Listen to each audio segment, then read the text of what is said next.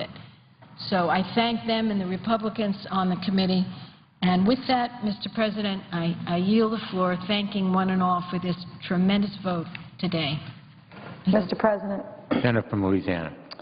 Thank you, Mr. President. Before the senator from California leaves the floor for much-needed rest and relaxation and celebration with her extraordinary staff, let me be one of the first to thank her, to join my colleagues who have thanked her for her leadership. This transportation bill would not be a reality for the nation, not for California, not for Texas, not for New York, not for Louisiana, if it weren't for the leadership of the chairperson of this committee. Senator Rockefeller was there to push, Senator Baucus was there to push, Senator Johnson was there to push, but the leader of this victory was Senator Barbara Boxer. And her colleague, Senator Inhofe, stood bravely, Mr. President, against winds of opposition, ideology without common sense, ideology without regard to the needs of the nation, and Senator Inhofe, a Republican, stood against those winds and with the senator from California to produce a jobs bill for the nation. And I hope people really appreciate the extraordinary accomplishment this is in the context of the political quagmire that we find ourselves in just a few months before a very significant national election, with both sides hugging the opposite wall. For these two to come forward today and meet in the middle of this chamber and to produce a bill with this kind of vote, people did not think it was possible. Up until just a few weeks ago, there was still the majority around here saying it will never happen. But I know something about Barbara Boxer as well, and she got here as a fighter. Her name, Boxer, says it all, and it's the way she fought her way to the Senate and continues to fight, not just for the people of California, but for the people of the nation. So I knew when I went to her 2 years ago, now almost a little over 2 years ago, when the Deepwater Horizon platform blew up in the Gulf, I knew one of the first people that I could go to ask for help, to ask for support, to ask for her ideas and her advice about what to do would be Senator Boxer. She is a strong environmentalist.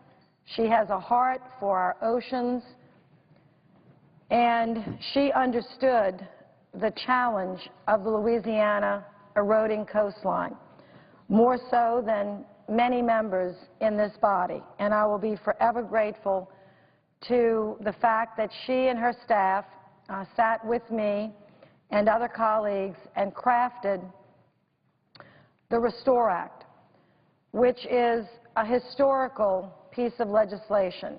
It has no precedent here in Congress. It will, for the first time, set aside such a significant amount of money from a penalty that has yet to be determined by a polluter that has been determined, BP, that under the law after the Valdez spill now has to pay to the federal government $1,000 for every barrel of oil that was spilled or gushed out of the explosion for months on end. They have to pay $1,000 for every barrel of oil that was spilled, and the estimates are, Mr. President, that unfortunately for our coast, for our people, for our fishermen, for our shrimpers, for our charter boat captains, and for our pelicans, and our fish, and our shrimp, and our oystermen, unfortunately for us, it was 5 million barrels of oil that was spilled between August and July until the well was capped. It's the largest pollution event in the history of the nation. It will be the largest fine. I have every confidence that the people of the Gulf Coast and the nation will find justice in the court. I hope this fine is as high as it can possibly be based on the damage that has been done from Texas to Florida off the coast of Louisiana. And so when I brought this to Senator Boxer, she understood that we had to find a way of justice for the Gulf, and I crafted the Restore Act with my colleague Dick Shelby. And for months, we negotiated about how to craft it, what to say, how to specifically direct the funding, and had the benefit of having the support of the White House, the support of every commission and every individual appointed by the President supportive of this idea. So I want to first thank the BP Presidential Commission that was one of the first to step up and support this concept of an 80% set aside and redirect to the Gulf. I want to particularly thank Secretary Ray Mabus, who we'll remember led the President's first commission, former governor of Mississippi, knows the Gulf Coast well, most certainly understands Louisiana's coast as a neighbor for so long. He stepped up and said, yes, this is the right thing to do. And we had hundreds and really thousands and thousands of individuals, hundreds of organizations that started to come forward, and let me just name a few. The Environmental Defense Fund was absolutely instrumental.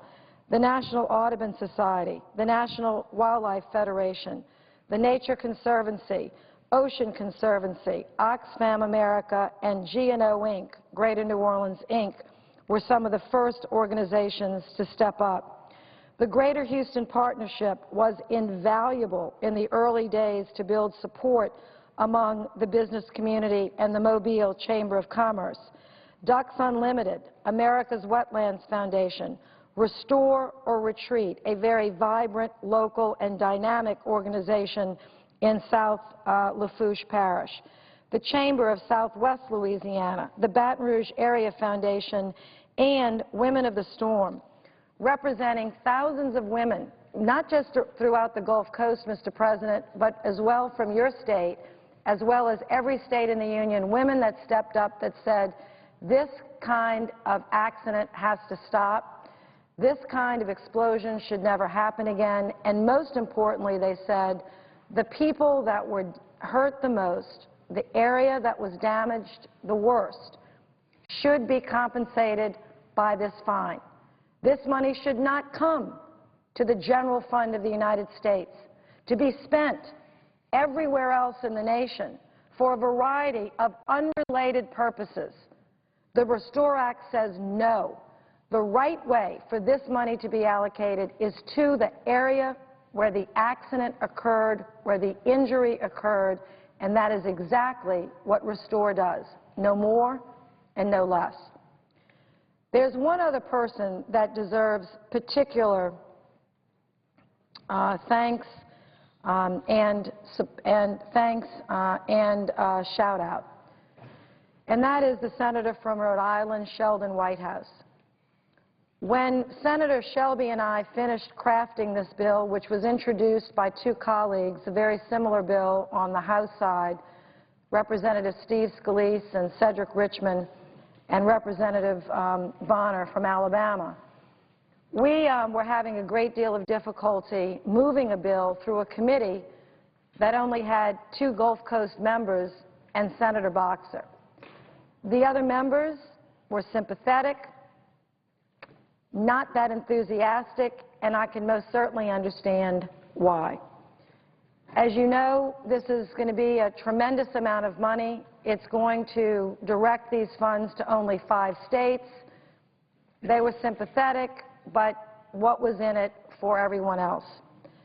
Sheldon Whitehouse and I put our heads together and came up, it was his idea, the bill itself, and thought maybe we could, as a part of Restore, as an integral part of Restore, say that perhaps the oceans deserved justice as well, because water knows no boundaries.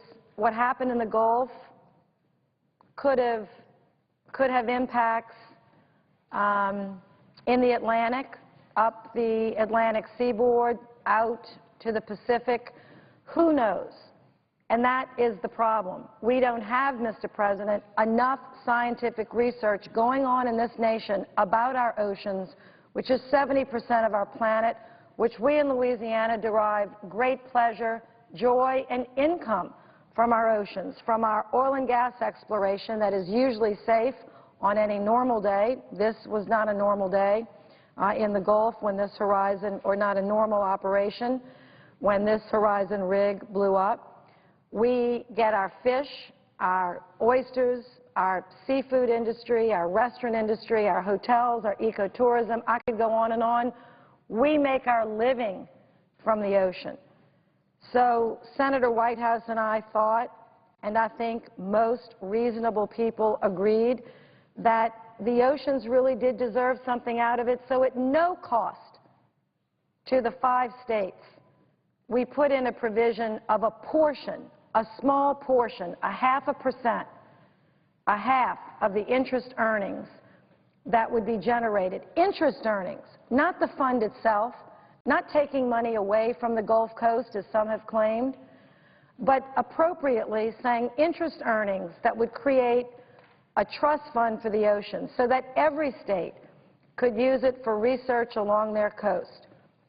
But that was just a bridge too far for the Republican leaders in the House who want nothing to do or think we can learn nothing from, want no partnerships, no research whatsoever, I guess, to go on in the oceans. And so as that amendment became a part of the committee process over here, we had that bill, that amendment was connected to Restore at the committee level. It was part of Restore. It was moved to the floor. It enabled us to build a broader coalition, which is the way legislation is built. It's not one person's idea. It's not one person's work. The best of the bills and legislation that we pass is about teams. It's about generosity and sharing and understanding, a little give, a little take there.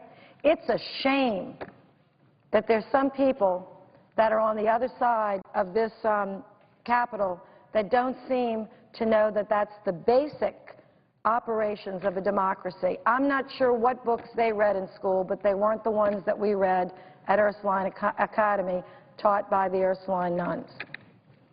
But Sheldon Whitehouse read those same books, so we put this bill together. I couldn't have been happier, because not only could I go home and say we did this great thing for the Gulf of Mexico and that everyone came together to help us at our time of need, but I could also look at our great friends from other parts of the country and say, and there's a portion in here for the oceans.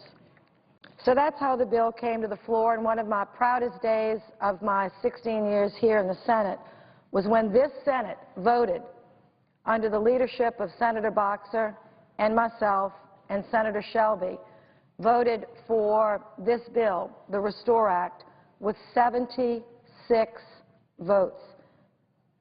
I don't think the transportation bill itself just got 76 votes, just to show you how difficult it is to get 76 votes. Other than just, you know, immaterial items, it's hard to get 76 votes for apple pie and Mother's Day greetings.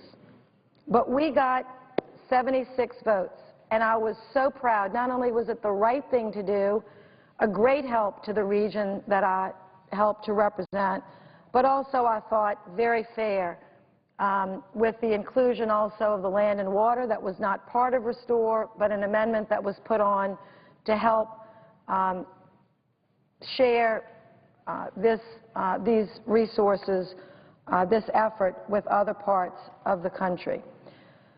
The good news is we passed that bill and paid for it in full over here with a pay for that was also agreed to by 76 senators. But when the bill went over to the House, one of the first and serious detrimental things that was done was that the Oceans Endowment Trust Fund was stripped out. I want those that stripped it out to know this: we will be back. And we are going to lead a coalition of Democrats and Republicans in the Senate that are going to send a strong message to House Republicans that the oceans do deserve our time, our attention, and our love and our support and our money. And you can't just do this on a wish and a prayer. We have wildlife and fish and migratory birds that depend on healthy oceans. The people of our country and the world depend on it, and this will not be the last time that they see the National Oceans Endowment. And I'm going to be proud to have my name right next to Sheldon Whitehouse, and we'll go to battle again. But around here, you just can't win everything every day, and so they cut it out. We will put it back in, and it will be bigger and stronger than it was when they took it out. The other thing that the House Republicans did, which I have no understanding of why, is that to pay for this Restore Act, the student loans, the transportation bill, and the flood insurance bill, took $700 million away from Louisiana's Medicaid budget.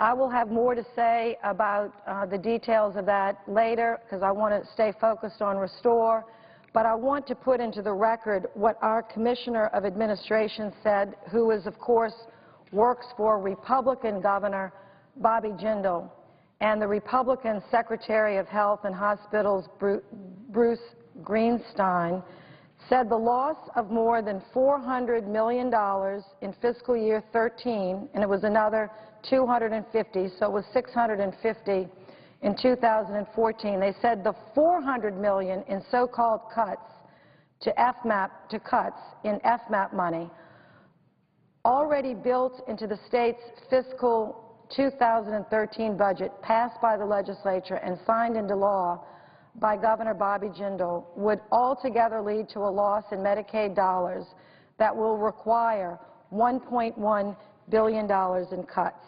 I'm going to put this into the record. So the House Republicans that came up with this idea insisted on this offset when there were others that could have been offered much more fair, much less impactful, much less hurtful. There were some Republican members that absolutely insisted that this offset be included, and so the governor, Republican Governor Bobby Jindal, the Republican legislature, and the Republican delegation in the House will have to find a way forward.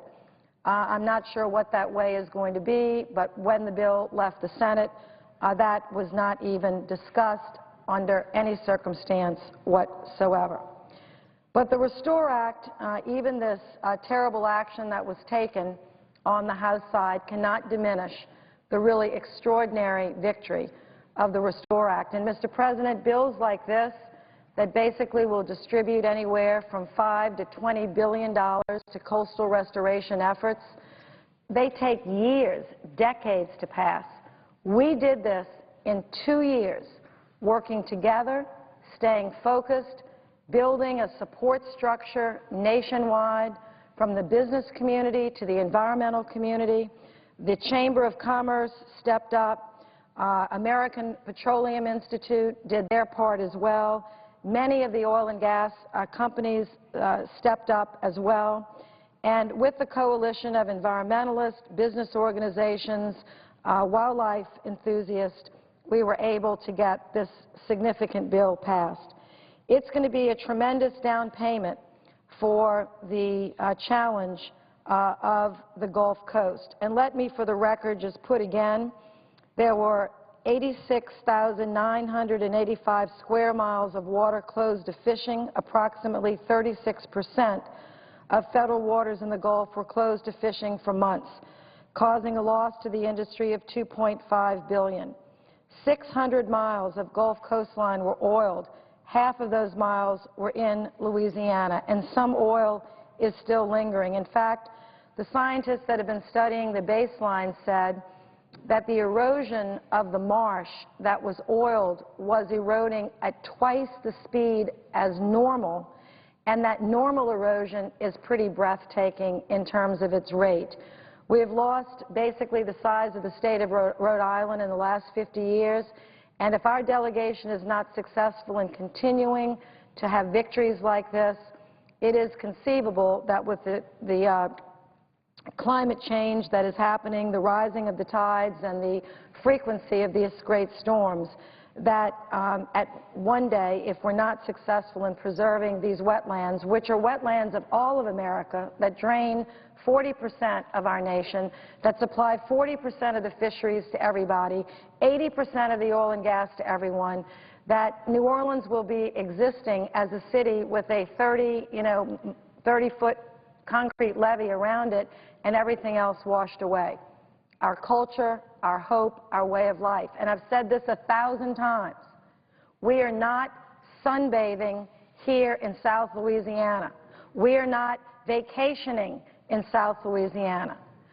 We have fun, we have weekends, we fish, we hunt, but we're not vacationing for weeks and weeks in South Louisiana, lying on the beach getting a tan. There are no beaches to lie on. We only have two. Grand Isle is 7 miles long, and Holly Beach, which got washed away in Rita and still has not been rebuilt. And the Corps of Engineers continues to tell me there's just nothing they can do for the last inhabited island off the coast of Louisiana. Well, there's a lot they can do, and we'll see to that in another bill. But we want these wetlands preserved for our children, for our grandchildren, for the economic vitality of the nation. This is the mouth of the greatest river system in North America, and we intend to save what we can. We will never get everything back. We've lost 1,900 square miles since 1930. We lose 25 square miles of wetlands each year, and we lose a football field every 30 minutes.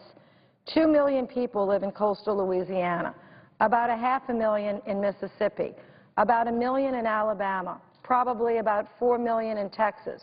We cannot just get up and move. There's no place really to go. We don't want to live in Arkansas and Missouri. We want to live on the Gulf Coast, and we have been there since before this nation was a nation. And we are not leaving. We are tired of retreating. We know this can be done. We've been to the Netherlands. We've been to places around the world. Wetlands have been saved, levees built that don't break, and it's cost effective in the long run. In the short run, it costs investments. In the long run, it creates wealth for everyone. $3 trillion contributed to the national economy by the Gulf Coast every year. 17% of the national GDP comes from the Gulf Coast every year. 50% of all the oil and gas that fuels this nation comes from the Gulf Coast, and 80% comes from offshore. And every year, despite how much we do, we get zero back from offshore oil and gas drilling off of our shore, while the interior states have received 50% since 1923, but not Texas, not Louisiana, not Mississippi, and not Alabama. We just drill, drill, drill, send oil everywhere, keep lights on everywhere, and the pipelines just run through our state. We're happy to have the industry. We'd like to share the revenues with the federal government, but we send to the federal government about $6 billion a year and have for decades. So when people say, don't you ever get embarrassed by asking for so much money? No. I could not possibly ask for as much money from Washington as we've already sent here. So I'm going to continue to ask for funding for our state because we send off of our coast, and we're happy to do it, but we believe in fair partnerships and mutual respect. And until we get that, I'm not going to stop advocating for our state. So Restore is a first step. It's the right step. It's the fair step and justice for the Gulf for right now. We hope, and this isn't taxpayer money. It's another thing. This is not taxpayer money. No taxpayers are paying this. BP is going to pay this. But we're going to come back next year and talk about the sharing of the tax revenues that the oil companies, not individuals, the oil companies pay to the federal government every year for every barrel of oil, every cubic foot of gas that they take out of the Gulf. And that sharing should be done not just here in America, it should be done off the coast of Africa. off the coast of South Africa, off the coast of Brazil, off the coast of Ghana, so that the people that live along the coast can be respected, since that's where the drilling and the exploration is taking place. Just like people in North Dakota and Utah and Wyoming share their revenues with the federal government, we intend to have a more robust revenue-sharing effort in the future. But until the day that that happens, and I am confident, as sure as I'm standing here, that it will, this restore money will go as a significant down payment to help jumpstart coastal efforts. And we're not doing it like every man or woman for himself. It's not a grab bag for governors. Senator Shelby and I carefully crafted this so that the money will be spent wisely, well, and efficiently in coordination with the federal and state government. Now, is it going to be perfect? No. I'm sure we're going to have some stumbling blocks. But this is unprecedented in its nature. This kind of public works effort has really never been undertaken in this great way. So the scientists hopefully will lead us, the engineers and designers will design what we need, and we can continue giving our best effort and hope to save a great place on this earth, and that is the great marshes of the Gulf Coast and the great delta that this mighty Mississippi River built thousands and thousands of years ago, and leave it better to our grandchildren than most certainly we found it. It's been a wonderful part of my life's work. It's been a worthy project to work on. There are others that have most certainly joined me in this leadership, but I am very, very proud of the work that this Senate did, and very disappointed in some things that the House did on it. But as the Senator said, Barbara Boxer, you know, it's legislation, and you just can't have a perfect bill, and it was better to get this than to leave it on the cutting room floor, even though they did leave important pieces of it just there. So, Mr. President, I want to thank Barbara's staff as well, Senator Boxer's staff in particular, Senator Inhofe's staff for being so courteous, and Senator Boxer's staff for being very, very tenacious, Patina and Jason particularly, to help us negotiate one of the great environmental pieces of legislation in decades. And I yield the floor and suggest the absence of a quorum. Clerk will call the roll. Mr. Akaka.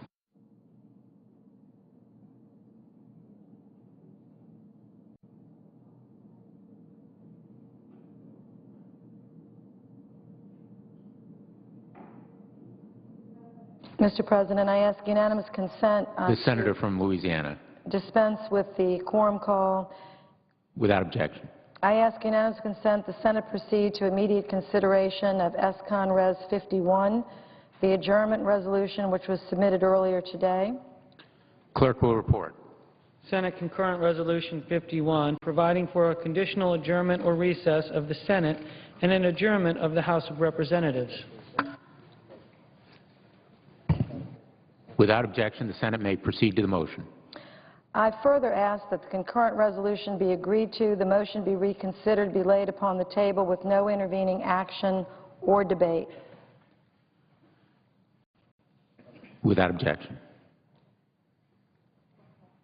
And suggest the absence of a quorum. The clerk will call the roll. Mr. Akaka.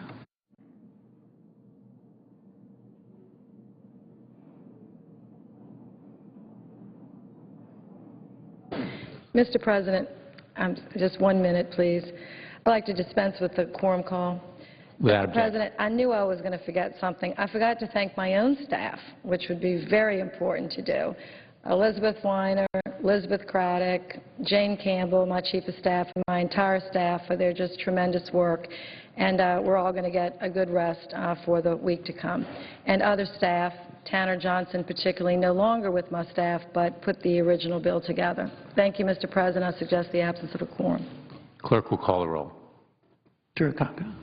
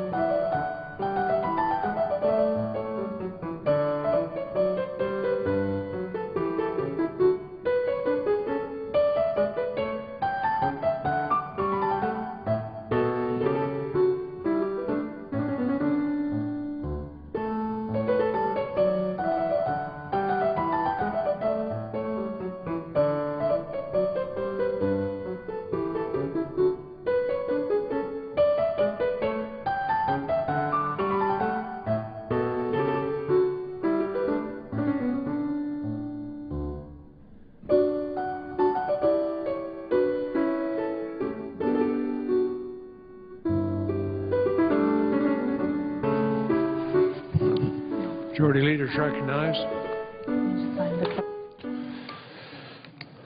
Terminated. Without objection.